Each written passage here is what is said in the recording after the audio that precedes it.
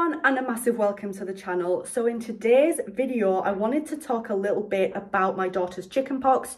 She's currently unwell with chickenpox, and although we're kind of coming out the other side now, like she's definitely feeling a lot better with it than what she was, I still wanted to come on here and do a little video talking about it, talking about how we treated it. I have heard that here in the UK at the moment there does seem to be a bit of an outbreak of chickenpox. It seems to be doing the rounds.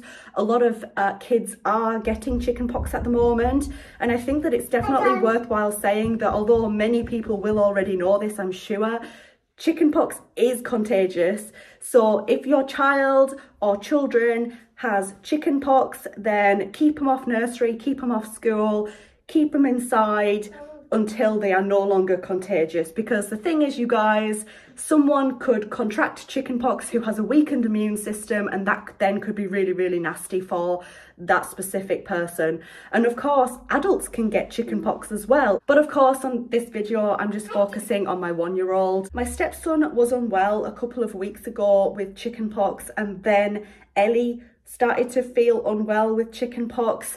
And how chickenpox appeared in my stepson and my daughter were quite different, and I was shocked really as to how different they experienced the chickenpox.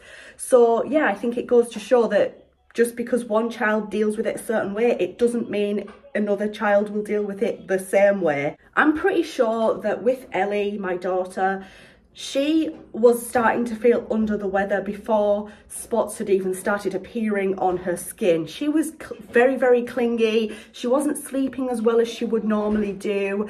And she was just crying all the time, and she just wasn't quite herself. And then not long after that, spots started to appear, and we were like, okay. There are about 4 things that we did that sort of helped our daughter.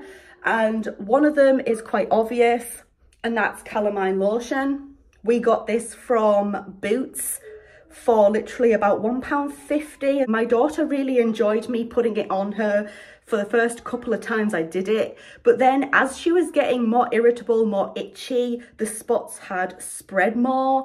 I noticed that she just would not sit still for me to put it on her. This worked for a little bit, but I think maybe with like 1-year-olds, they might not be able to sit down for long enough for you to actually put this lotion on them properly. Obviously, you've got to put it on with like cotton wool. We were using like cotton wool balls, and it's just a very fiddly thing. And also I noticed that I would be putting it on her and she'd just wipe it off straight away. Like, this stuff is quick drying, but not quick enough for my daughter apparently. So we used this for the first sort of few days, and then for the past couple of days I haven't really been using this.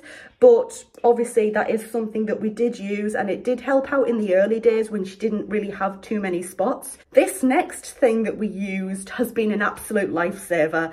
Honestly, you guys, this is a lifesaver. This is the Puritan Children's Allergy Syrup, and this is for 1 year and up. If your child is 1+, I would seriously consider, if you haven't tried this already, trying it, because it's been an absolute lifesaver. Even with the calamine lotion, she was itching, she was just like wiping it off. It wasn't really working too well for her. And then we bought this for like £4 something, I think, from Morrison's. And this helped her itching straight away. And it's also helped a lot of the spots just not look as angry and as red as they once were as well. So as you can see, this is suitable for a wide range of different things: bites, hay fever, prickly heat, pet allergies, and on the bottom there it says it helps with the itchy rash of chickenpox. So it literally is really, really helpful to just have in your medicine drawer or your cabinet or wherever you keep your medicines, just in case chickenpox, hay fever, insect bites, prickly heat, any other sort of pet allergy or skin allergy. This is really useful. Ellie has hardly touched her spots, as in itching them, since we started using this.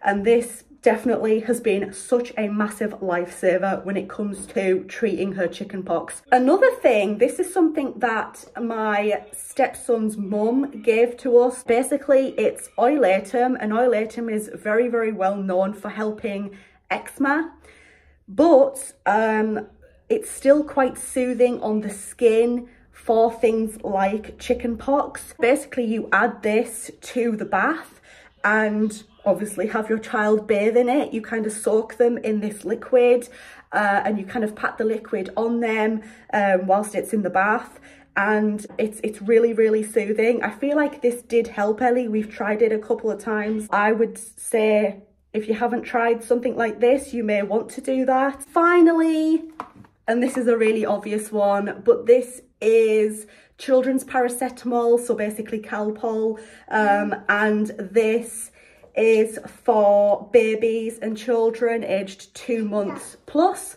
I've been giving this to my daughter every day. So this has helped a lot with more of the fever type symptoms that you get with chickenpox. It doesn't really help with the itching, but it definitely does help with like the headachy sort of feeling that you can get, the sort of cold-like symptoms that you can get with chickenpox. So I've been giving her this, and those basically are the things that we found that worked best for our daughter when it came to treating her chickenpox.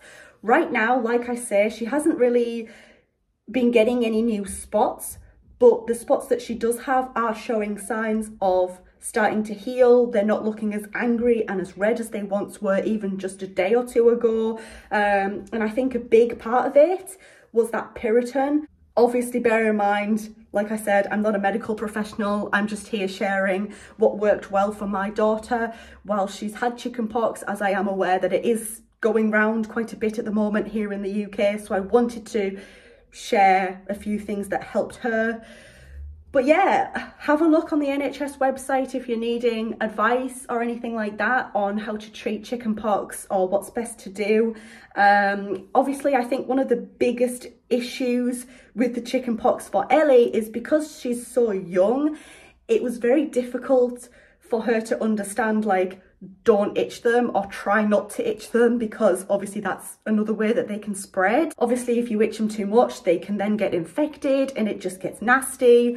So yeah, I think just trying to explain to a 1-year-old, try not to itch those spots, it was probably the most difficult thing about the whole thing. Have you done any other methods that weren't shared in this video for chickenpox? Let me know in the comment section down below. Thank you so much for watching and making it to the end of this video. If you liked it or found it helpful, leave it a thumbs up. If you're new here, go ahead and click on that subscribe button.